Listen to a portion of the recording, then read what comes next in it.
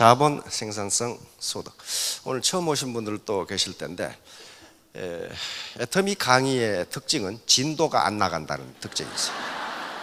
매번 새로운 분들이 오셔가지고 중간부터 하면은 저 인간 뭔 소리야 그래 버리니까 처음에 서론을 꼭 말씀을 해 주셔야 돼요. 우리가 사는 세상이 자본주의 시장 경제입니다. 참 세상 살기 힘들다 그렇게 얘기를 했을 때 느닷없이 옆에서 세상이 뭔데 그렇게 물으면 뭐라 그러겠어요? 금방까지 알았는데 모르겠어요 세상이 뭔지. 바로 자본주의 세상이 살기가 힘들다 그런 말이에요. 이 세상이 우리가 사는 이 대한민국은 자본주의 시장 경제고, 그 다음에 지금 사회주의 통제 경제가 다 사라졌기 때문에 북한을 제외하고 인간이 만든 체제 중에서 현재까지 살아남은 건 자본주의 시장 경제밖에 없어요. 물론 자본주의 시장 경제에 문제가 많다는 건 틀림없어요. 그러나 그래도 사회주의 통제 경제보다는 더 나아 이게. 그래 지금 살아남아 있는 거예요.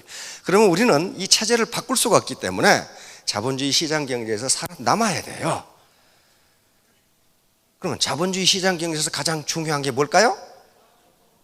다시 한번? 네, 자본이에요, 자본. 자본. 자, 자본을 분류하는 방법은 수십 가지가 있어요.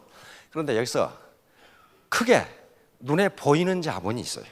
공장, 상가, 땅, 금, 이게 눈에 보이는 자본이에요.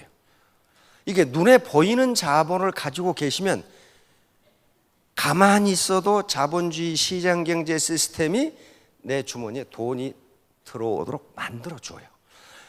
압구정동에 상가 하나 있으면 어때요? 자기가 꼭 거기 가서 청소를 해야 되나요? 안 해요. 거기서 월세가 나와. 그렇죠? 임대료가 나온다고. 내가 회사에 주식을 가지고 있으면 배당금이 나와. 그렇죠? 이런 식으로 이게 눈에 보이는 자본이에요. 눈에 안 보이는 자본이 있어요. 이것은 특허권, 저작권 이런 것들이에요. 로얄티를 받을 수 있는 거, 로얄티를. 그런 것들이 눈에 보이지 않는 자본이에요. 그중에 가장 중요한 게 인적 자본이에요. 내 몸에 자본이 얼마나 들어있느냐 하는 거예요. 이게 모든 걸 결정해요. 아무리 유형 자본을 물려받아도 내가 그 자본을 경영할 수 있는 능력이 없으면 그거 얼마 못 가요. 망해버려 그냥. 자, 그러면 애터미 사업가들의 자본은 뭐냐? 이거 네트워크예요. 네트워크. 근데 이걸 소셜 캐피탈, 사회 자본이라고 부릅니다. 이 자본의 사이즈와 퀄리티에 따라서 내 소득은 결정됩니다. 자, 요거 이제 피에르 부르디에라고 하는 프랑스의 세계적인 사회학자가 있습니다. 우리나라에도 시중에도 많은 책이 번역되어 있어요.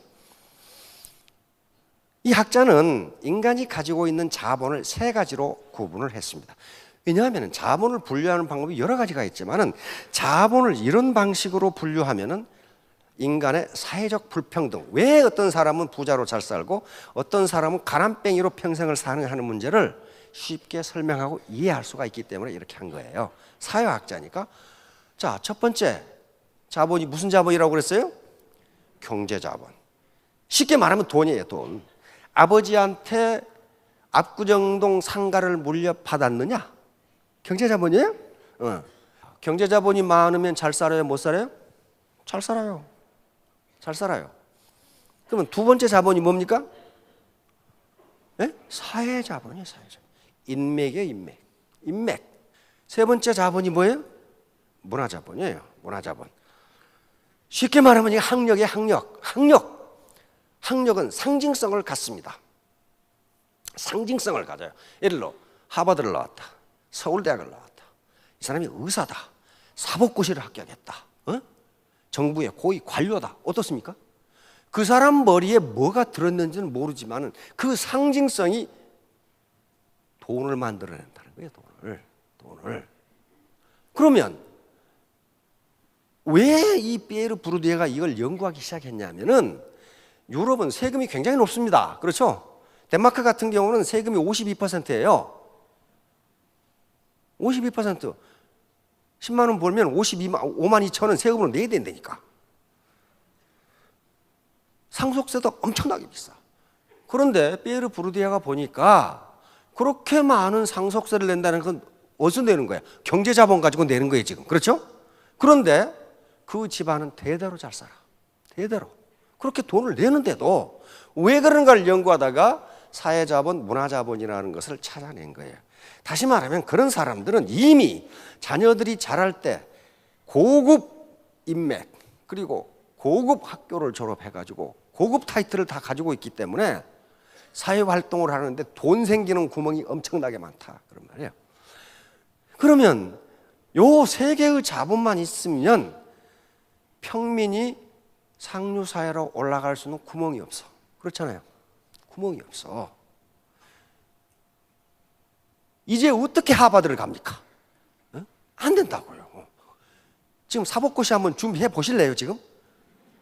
준비하시다가 돌아가셔. 안 되는 거예요. 안 되는 거라고. 그래서 런던 정경대학의 개선인 하킴 교수가 이제 하나 추가한 게 매력자본이에요. 매력자본. 매력에 따라서 상류사회로 올라가고 소득이 오르락내리락 한다는 거예요. 인간의 매력에 따라서. 미국 연방준비은행 그리고 미국의 경제학자들이 외모 프리미엄은 있는가라는 주제를 가지고 연구를 했습니다. 외모 프리미엄은 있는가? 이게 매력이에요. 하킴 교수가 얘기. 매력에 따라서 소득이 다르고 승급이 다른가? 그런 말이에요. 연구했는데 불행하게도 있다. 매력은 엄청난 작용을 한다는 걸 알겠어요. 그럼 매력의 가장 중요한 요소가 뭐예요? 실실 웃으시는 거 보니까 다 알고 있다 그 말씀 같은데 하킴 교수가 든 매력의 가장 중요한 요소는 얼굴입니다. 이쁘냐 안 이쁘냐예요. 잘생기냐 안 생겨. 그런데 그것만이 매력이라면 거의 7가지가 있는데 예를 들면 여자 모델들 워킹하는 거 보세요. 얼굴을 보라고. 참 그것도 얼굴이라고 달고 다니는지 그런 여자들이 많아. 그런데 매력이 있어. 그렇잖아요. 그럼 매력이 미모하고는 다르다. 그렇죠? 전혀 달라. 매력을 구성하는 요소가 굉장히 많습니다. 하킴 교수가 지적한 것은 자기의 체격에 맞도록 패션을 했느냐, 머리 모양을 어떻게 했느냐, 그런 것들로부터 시작해서 열심히 일하는 사람을 보면 매력적이라고 느낀다는 거야. 사람들이 열심히 헛생각 안 하고 열심히 땀 뻘뻘 흘리면서 일하는 사람을 매력적이라고 느낀다. 어떤 사람은 이 인내심이 강하고 어떤 사람은 굉장히 부지런해가지고 센터에 1시간 먼저 나와서 청소하고 환기하고 다 하는 사람이 있어요. 그 매력적인 사람이에요. 그러니까 여기서 학자들이 이야기하는 건 당신은 남들이 볼 때 어떤 매력을 가지고 있는가 이렇게 묻는 거예요. 그러니까 자, 경제자본, 사회자본, 문화자본이 없다면 이 매력자본은 부모가 주는 게 아닙니다.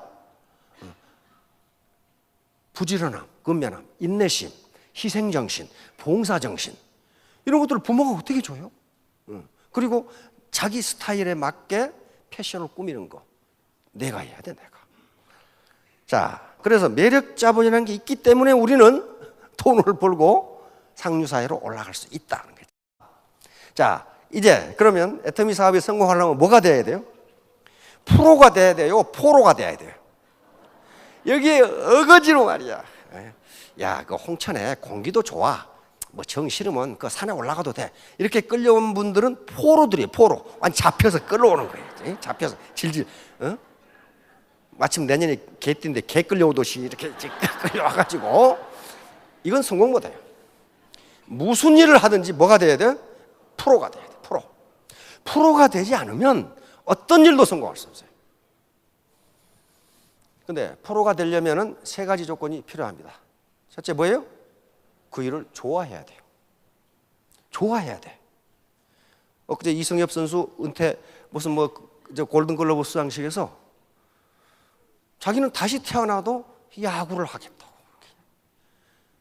난 야구가 그렇게 좋을 수가 없다. 좋아했어. 근데 좋아한다고 프로가 되나요? 안 돼요. 잘해야 돼요. 저도 야구 무지하게 좋아하는데 이승엽보다 훨씬 못해 내가. 그냥 프로가 못해. 못 되는 거예요. 그런데 아무리 좋아해도 아무리 잘해도 그 일이 보람이 없으면 인간은 못합니다. 인간 그 묘한 동물이어 가지고 인간은 못해. 인간은 못해요. 미국에서 실험을 했습니다. 학자들이 인간이 어떤 동물인지를 알기 위해서 심리학자들이 실험을 했어. 신문에 광고를 냈어요. 사원 모집 방법, 선착순, 나이, 건강, 학력, 피부색, 연령 모두 고려하지 않음. 연봉 3만 불. 땡 출근 땡 퇴근. 일 어렵지 않음. 아무도 간섭하지 않음. 꿈의 직장이야. 그렇죠? 꿈의 직장. 그러니까 광고를 본 사람들이 뭐라고 그랬어요? 미친놈들. 그런데 가끔은 미친 사람이 있어. 그렇죠? 미친 사람이 가봤더니 진짜 선착순 모집이야. 나이 불문, 성별 불문, 학력 불문, 그리고 땡 출근 땡 퇴근. 일은 전혀 어렵지 않음. 근데 그놈의 일이 무슨 일이냐면은 이거 백지예요. A4 용지에다가 점을 이렇게 찍어놓고 자대고 연필로 줄을 긋는 일이야. 이거 학력 필요 있어요? 서울대학 나와야 꼭 이거 합니까? 노인이라고 못해요? 합니다. 수전증만 없으면 해. 그렇죠? 이게 그럴 수 있어. 전혀 어렵지가 않아. 이거야, 이거. 하루 종일 자대고 출근하는 일이야. 페이가 많아. 근데 한 일주일 되니까 감독관한테 물어. 이거 뭐 때문에 하느냐 이거야. 아무 의미가 없잖아, 이거. 아무 의미가 없잖아. 그래서 감독관이 노트 만드는 중이다. 이렇게 답변했어요. 그러니까 다시 노동자가 질문을 아니, 그러면 처음부터 줄을 그으면 되지. 왜 우리 보고 그으라 하냐 이거야. 네? 그러잖아요. 그러더니 몇 개월 지나니까 한 놈도 안 나와. 왜 그러겠어요? 아무 의미가 없어. 아무런 보람이 없어. 다시 말하면 좋아하고 잘해도 그 일이 보람이 없으면 못해요. 못해. 그러면 애터미 사업에서 성공하려면 어떻게 해야 된다? 이 일을 좋아해야 되고 잘해야 되고 보람이 있어야 돼. 그러면 도대체 좋아하고 잘하고 보람이 있으려면 어떻게 해야 되느냐? 자, 이런 말 많이 들어봤죠? 이게 무당 푸닥거린지 그냥 해본 소리인지 그걸 과학적으로 증명하지 않으면 이건 헛소리밖에 안 돼요. 생생하게 꿈꾸면 어떻게 된다고요? 이루어진다. 이거 아주 귀에 못이 박히도록 들었죠? 근데 저한테 묻는 사람이 많아. 교수님, 저 부자가 되려고 생생하게 꿈꾸는데 안 되는데요? 저 서울대학 가려고 꿈꾸는데 안 되는데요? 꿈꾼다고 되는 게 아닙니다. 어떤 학자가 말했더라고. 꿈이 없는 사람은 불행한 사람이다. 그러나 꿈만 꾸는 놈은 더 불행한 놈이다. 꿈만 꿔가지고는 안 돼요. 안 된다고. 자, 이 밑에 뭐라고 그랬어요? 나는 모든 면에서 날마다 더 나아지고 있다. 이렇게 하면은 성공한다. 병이 낫는다고 한 사람이 에밀 쿠에라고 하는 프랑스 약사입니다. 그래서 생생하게 꿈꾸면 이루어진다. 요 성공학에서 이야기하는 모든 이야기를 전부 쿠에이즘이라고 부릅니다. 이 쿠에라는 사람은 이름을 따서 그래요. 쿠에가 이걸 처음 알아냈거든요.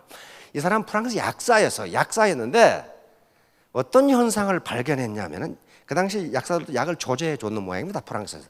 이게 19세기 사람이니까 그런데 약을 그냥 조저해 준 것하고 그 환자에게 이 약이 얼마나 좋은지 약의 성능을 계속 허풍을 떨고 이게 이 손님은 보시니까 이 약을 드시면 금방 날 것 같습니다. 이렇게 말해준 사람하고 긍정적인 말을 들은 환자가 병이 훨씬 잘 낫더라 이런 말이. 그래서 여기서 자기 암시라는 방법을 알아냅니다. 후에 그것이 플라시보 효과라는 걸 알아내요. 심리학적으로. 그래서 전 유럽을 돌면서 많은 환자들을 치료하고 드디어는 미국까지 초청을 받아서 미국에서도 많은 환자들을 이 방법으로 치료를 했어요. 그래서 모든 성공학에서 생생하게 꿈꾸면 이루어진다 하는 그 부류의 이야기를 전부 쿠에이즘이라고 부릅니다. 자, 그러면 꿈이 뭐냐? 꿈과 현실은 반드시 갭이 있습니다. 내 현실과 꿈은 갭이 있어요. 갭이 없으면 그것은 꿈이 아니에요. 꿈이 아니라고. 예를 들면 나는 지금 200만 원밖에 못 벌어. 200만 원밖에. 그런데 내가 벌고자 하는 건 뭐예요? 5천만 원이야, 5천만 원. 다시 말하면 이게 현실이고 이게 드림이에요, 꿈이에요.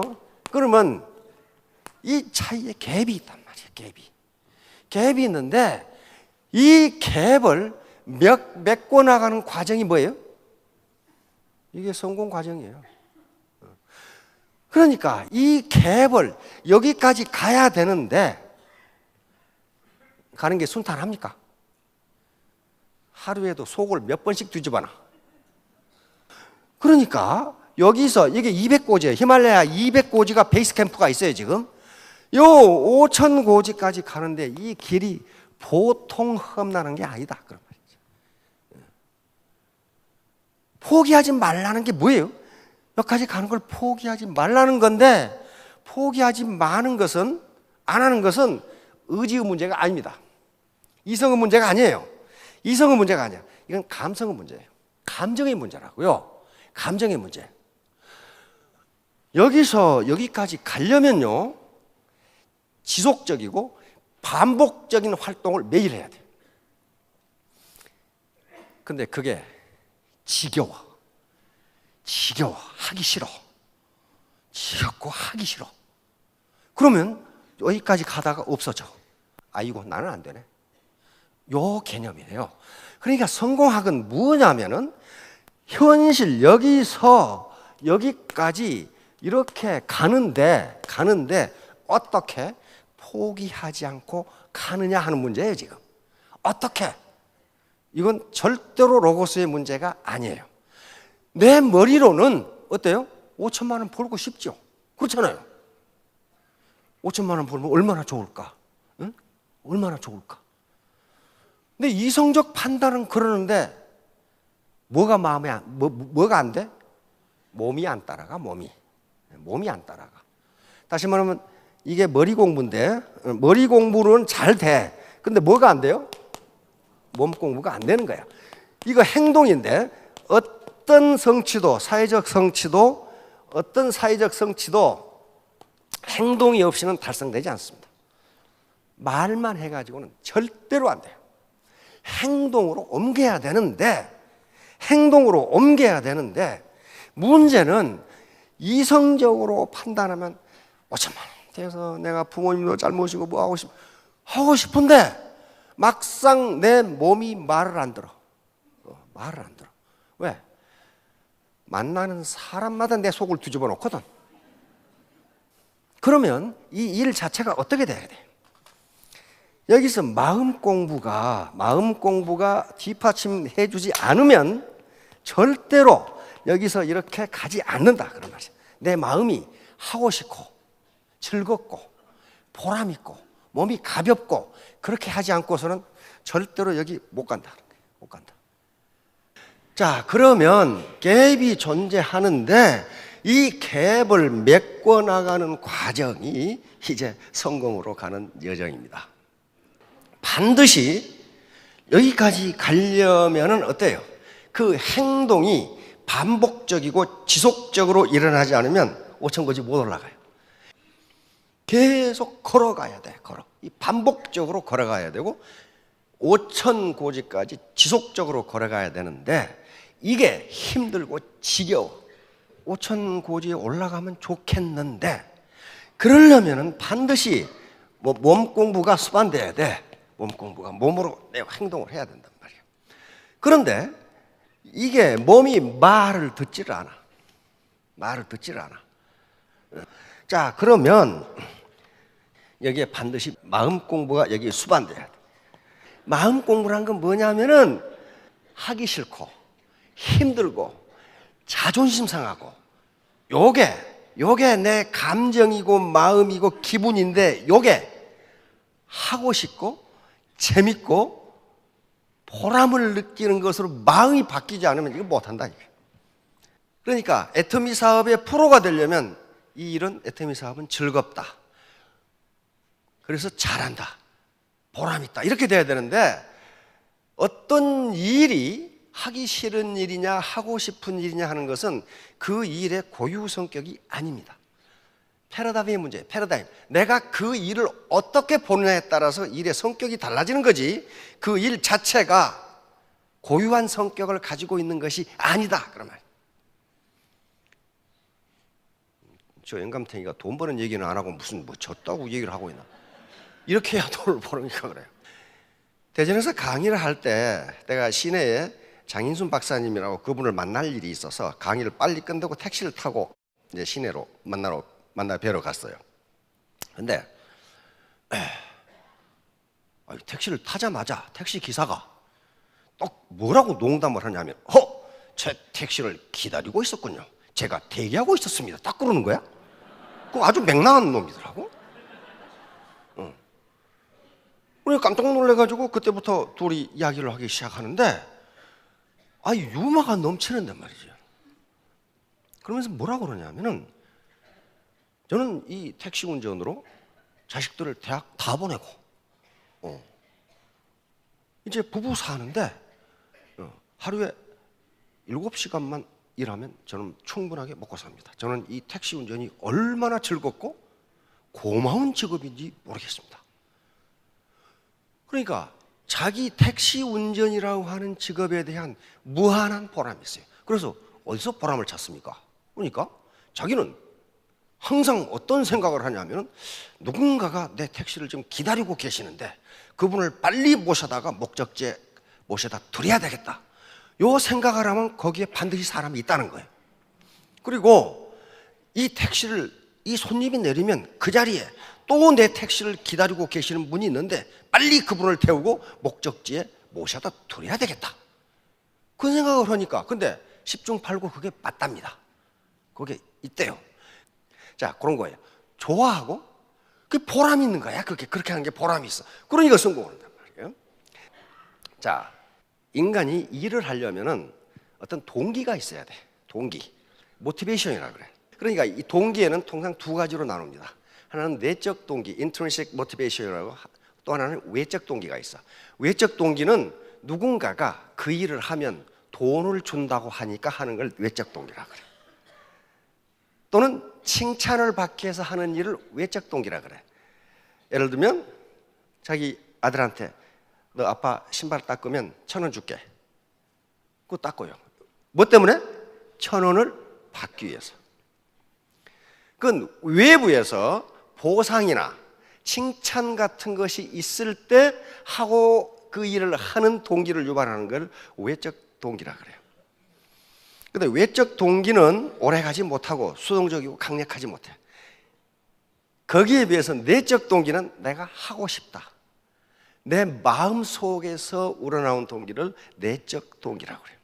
그러니까 톰 소여의 모험이라는 소설이 있습니다. 마크 트웨인.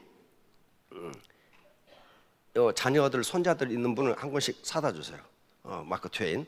마크 트웨인 소설에 톰 소여 모험이 있고 하클페리 피느 모험, 그리고 거지 왕자라는 그 소설이 굉장히 재밌어요. 근데 톰 소여 모험에 어떤 얘기가 나오냐면은 톰 소여가 이모한테 얹혀 사는 애입니다. 그런데 역사상 가장 최고의 말썽꾸러기야. 공부라는 것은 전혀 해보질 않고 있는 말썽은 다 펴놓으란 말이에요. 그래서 어느 날 또 큰 말썽, 학교도 안 가고 말썽을 펴가지고 이모한테 벌을 받았어. 벌을 받는 게 뭐냐 하면은 요 울타리에 그저 벽에 페인트 칠을 하라. 하루 종일 페인트 칠하라. 미국은 그저 벽이라든가 페인트 칠하거든요. 얼마나 하기 싫은 일입니까? 그런데 톰 소요가 장난꾸러기고 창의성이 뛰어난 애기 때문에 페인트 칠을 하니까 어때요? 동네 친구들이 꼬맹이들이 또 저는 벌 받는구나 하고 놀리고 지나가는데 톰 소요는 그걸 거들떠보지도 않고 아주 심각한 얼굴로 페인트 칠을 해. 그리고 2m 전방에서 후방으로 가서 탁 이렇게 본단 말이에요. 그 친구들이 보니까 이상한 놈이거든. 그래서 야, 너 뭐하냐? 그랬더니 너희들은 몰라. 요건 2,000명당 1명 할 수 있는 페인트 칠이야. 2,000명당 1명 할 수 있단 말이야. 그러니까 친구들이 호기심이 돋은 거야. 나도 한번 해볼까? 그러니까 너 같은 애는 못해. 나 정도 돼야 하지. 그래서 도니까 나중에 친구들이 결국 먹던 사과 주고 사탕 주고 다 주면서 나도 한번 해보자 하고 자기는 사탕 먹고 사과 먹고 놀면서 친구들이 페인트 칠을 다 해줘. 이게 톰 소요 효과라고 하는 겁니다. 같은 페인트 칠이라고 하는 건데 이걸 하는 수 없이 하는 것과 내적 동기, 하고 싶다고 해서 하는 것은 다르다. 그러니까 어떤 일이, 애텀이라는 일이 즐겁게 되려면은 그것이 내적 동기가 유발되지 않으면 못한다. 못한다. 바로 성공학자들이 이야기하는 게 긍정적 태도. 자, 계속 긍정적 태도를 가지라고 그러는데 긍정적 태도가 바로 내적 동기를 유발하는 하나의 요인이 되기 때문에 그렇습니다. 탈무드에 보면은 그런 말이 있어요. 그 유대 랍비들이 모아놓은 그 지혜의 책이죠. 머리가 좋은 사람이 긍정적이다 그렇게 돼 있어요. 머리가 좋은 사람이, 똑똑한 사람이 잘 웃는다, 긍정적이다. 그거 옛날 책입니다. 옛날 책인데 요즘 뇌과학자들이 연구를 해보니까 맞다 그렇게 나와요. 맞다. 반대가 돼. 예를 들면 이 인과관계가 잘 웃고 긍정적인 사람들이 뇌가 더 커요. 뇌가 더 커져. 그러니까 머리가 좋아져. 머리가 좋아져. 똑똑해져. 잘 웃고 긍정적인 사람. 그러니까 성공할 확률이 높아지죠. 실제 예로 말이죠. 예로 치매를 앓는 분이라든가 파킨슨 병을 앓는 분이라든가 뇌혈관 질환을 앓는 분들, 뇌에 문제가 있는 분은요 절대로 웃지 않습니다. 그렇죠? 성질만 내고 싸움만 하려고 그래요. 그러니까 잘 웃고 긍정적인 생각을 갖는다는 분은 뇌가 건전하다는 걸 이야기한단 말이에요. 그리고 그렇게 하면 건전해진대요. 캐나다 맥길 대학 교수들의 연구에 의하면 그런 잘 웃고 긍정적인 생각만 가져도 뇌가 2%가 더 커진다고 나와 있어요. 15년간 추적 조사해 보니까 뇌가 더 커진다. 그래서 그런 사람들이 성공할 확률이 높다 이렇게 나와 있어요. 그래서 자꾸 성공학자들이 긍정적인 생각을 가지라고 지금 하는 겁니다. 자, 이겁니다. 퓨처 메모리. 퓨처 메모리. 미래 기억이야. 기억이라고 하는 것은 과거에 있었던 어떤 일을 지금 생각하는 걸 기억이라고 그럽니다. 그렇죠? 내 어릴 적 기억, 내 여고 때 기억, 기억이란 말이에요. 어제 기억. 이렇게 기억은 과거에 있었던 일을 지금 내가 생각해내는 걸 기억이라고 하는데 그러면 미래 기억이라는 말은 말 자체가 모순이에요. 아니 미래는 아직 오지 않았잖아요. 여기는 미래예요. 미래. 퓨처란 말이에요. 퓨처니까 이건 오지도 않았는데 어떻게 내 기억이 되느냐 하는 문제예요 지금. 그래서 성공학자들은 미래 기억을 하라고 하는 거예요. 그러면 학자들은 뭘 해야 돼요? 미래 기억이 가능한가? 가능한가? 그것도 기억이라고 할 수 있는가? 그건 누가 연구해야 돼? 심리학자들과 뇌과학자들이 연구를 한단 말이에요. 해보니까 결론은 미래 기억이 가능하다. 미래 기억이 가능하다. 다시 말하면 내가 로얄 마스터, 임페리얼 마스터가 됐을 때 내가 사는 모습을 생생하게 그려라. 생생하게 그려라. 그래서 요 미래를 현재로 투사한다고 합니다. 프로젝션에 이쪽으로 이렇게. 내 머리로 미래를 현재로 투사를 해. 투사를 해. 생생하게 꿈꾸라. 요걸 심상이라고 그럽니다. 심상. 멘탈 이미지리. 그러니까 미래 기억은 팩트, 과거에 그런 일이 없었는데 내 마음의 눈, 마음의 귀, 마음의 피부로 느끼라는 거예요. 다시 말하면 이 오천고지에 올라가서 아래를 내려다볼 때의 그 호연지기를 지금 마음의 눈으로 보라는 거예요. 마음의 눈으로. 이걸 심상. 그러니까 이미지로 보라는 거예요. 이미지로. 실제 있었던 일이 아닌데. 그래서 뇌과학자들이 연구를 합니다. 그게 가능한가? 그랬더니 가능하다. 다시 말하면 내 자신이 뇌를 속이기가 무지하게 쉽답니다. 또 뇌는 그렇게 잘 속는답니다. 그렇게 만들어졌대 이게. 다시 말하면 요 미래 기억을 현재 프로젝션 해가지고 기억으로 하면은 뇌의 동일한 부분에서 과거 기억과 똑같이 처리해 준다. 그러면 있었던 일로 처리해 준다. 있었던 일로. 런던 대학에서 연구를 해보니까 전두엽이라는 뇌에서 미래 기억과 똑같이 과거 기억을 처리한다. 이렇게 됐어요. 과거 기억을 처리한다. 가끔 웃음 치료 여러분들 들어보셨죠? 기분이 좋아서 웃는 거예요? 웃으니까 기분이 좋아지는 거예요? 예, 그걸 제임스 랑게 이론이라고 그럽니다. 제임스 랑게 이론. 제임스는 하버드 대학의 심리학자죠. 이 100년 전에 나온 이론입니다. 이 이론이 나오면서 많은 논란이 있었는데 지금은 우리 인간의 거의 모든 기분의 거의 절반 이상을 설명합니다. 그러니까 그러면 뇌과학자들이 4차 산업혁명이 진행되면서 그게 천말인가? 기분이 좋아서 웃을 때 하고 어거지로 웃을 때 하고 우리 뇌는 어떻게 처리하는가를 보았더니 똑같이 처리하더라고요. 다시 말하면 웃는 얼굴을 하면은 엔돌핀이 나오는데 억지로 웃었을 때도 나오는가 봤더니 똑같이 나오더라는 거예요. 이렇게 하니까 미래에 내가 오천고지에 올라갔을 때에 그것을 생생하게 그리라는 거예요.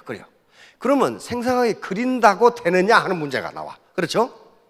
자, 지금 이 200고지 베이스 캠프에서 5천까지 가는 게 아주 지겹고 힘들고 하기 싫고 이렇게 되는데 5천고지에 올라갔을 때의 호연지기를 생각해 보니 가만히 있어도 입이 벌어져.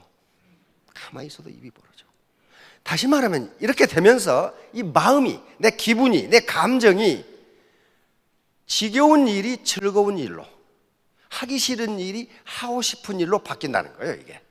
이걸 생생하게 꿈꾸면 그러면 반드시 어떻게 되나? 내가 오천고지에 올라가려면 지금 바로 걸어 올라가야지, 바로 행동에 옮겨야지 라는 마음이 생긴다는 거예요. 그래서 생생하게 꿈꾸면 내 감정, 기분이 바뀌고 지겨운 일이 즐거운 일로 바뀐다는 거예요. 이걸 내적 동기라고 합니다. 내적 동기. 그래서 학자들이 과연 내적 동기와 외적 동기가 행동을 어떻게 유발하는가 하는 실험을 엄청나게 많이 했어요. 그러니까 내가 기분 좋은 일을 생각하면 지금 현재 일이 지겹지가 않다니까. 지겹지가 않아요. 아침에 그렇게 일어나라고도 안 일어나던 이 꼬맹이가 소풍 가는 날은 새벽부터 일어나고 난리야. 김밥 어쩌냐고 난리야. 왜? 소풍 갔을 때 그 자유스러운 기분이 지금 프로젝션 되는 거란 말이에요. 투사되는 거란 말이에요. 요거예요. 그러니까 생생하게 꿈꾸면 이루어진다는 게 꿈만 꾸어서 그렇게 되는 게 아니고 꿈꾸면은 현재 내 행동을 유발하기 때문에. 근데 그것이 내적 동기라는 거예요. 내적 동기. 그러면 그것이 재미있어지니까 어떻게 돼요? 잘하게 되는 거예요. 재미있으니까. 그리고 보람을 찾아, 보람을. 그러니까 미래 내가 되고 싶은 것을 지금 생생하게 꿈꾸면 이루어진다. 그 말은 가만히 있으니까 되더라 그런 게 아니고, 현재 이 애터미 사업, 이 지겹고 힘들고 하기 싫고 자존심 상하는 일이 기쁘고 하고 싶고 보람 있는 일로 바뀐다는 거예요. 왜? 누구에게 피해를 안 주니까. 그리고 내가 정당하게 하니까. 정당하게. 요런 얘기예요. 그러니까 요 문제는 뭐하고 같으냐 하면요, 미래 기억을 한다는 것은 내 능력을 키우는 일이 아닙니다. 뭘 바꾸는 일이에요? 내 마음을 바꾸는 일이에요. 내 행동을 바꾸는 일이고 내 감정을 바꾸는 일이기 때문에 그렇게 힘들지가 않다는 거예요. 미래학자들 하는 얘기예요. 앤서니 라빈스라는 세계 최고의 변화 심리학자가 있는데, 바로 이 사람이 안소니 라빈스라는 사람이요. 이 사람이 지금 세계 최고의 변화 심리학자입니다. 이 사람 미래학자이고 변화 심리학자. 인간이 변하려면 어떻게 해야 되느냐 하는 문제예요. 바로 미래 기억을 활용하는 수밖에 없다는 거예요. 왜? 내 과거 기억과 현재 기억을 보면은 암담하다는 겁니다. 암담해. 내가 언제 월 5천 소득이 됐냐고요. 내가 언제 로얄 마스터가 됐어. 그러니까 현재와 과거 기억을 가지고는 5천 고지에 못 올라간다는 게 이 사람들 주장이에요. 못 올라가. 그럼 어떻게 해야 되느냐? 내가 5천 고지에 올라갔을 때 그 아름다운 기억을 현재 빌려다 쓰자는 거예요. 빌려다. 근데 그게 가능하다야. 가능하다. 왜? 전두엽이라는 뇌에서 과거 기억과 현재 기억과 미래 기억을 동일하게 취급한다는 거예요. 자, 결론은 인생 시나리오인데, 인생 시나리오는 미래 기억을 현재로 갖다 쓰는 거예요. 프로젝션 투사해서 쓰는 거란 말이에요. 그렇게 하면은 우리 뇌는 전두엽에서 과거 기억과 똑같이 취급해 준다는 거예요. 왜 인생 시나리오를 쓰라고 그러느냐? 내가 로얄 마스터, 임페리얼 마스터가 됐을 때 그 기억을 글로 생생하게 남기면 더 자기 암시가 확고하게 된다는 개념 때문입니다. 이게 성공학의 전부예요. 이게 성공학의 전부라고요.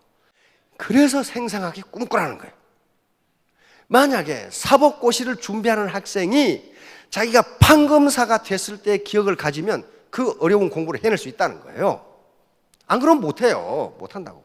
저도 사관학교 4년 교육을 내가 장교가 됐을 때의 그 꿈을 갖지 않으면요, 그 훈련 못 해내요.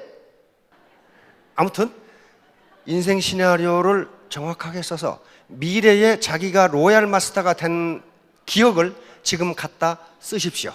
그러면 3년 뒤, 5년 뒤에 모두 로얄 마스터가 되실 겁니다. 예, 감사합니다.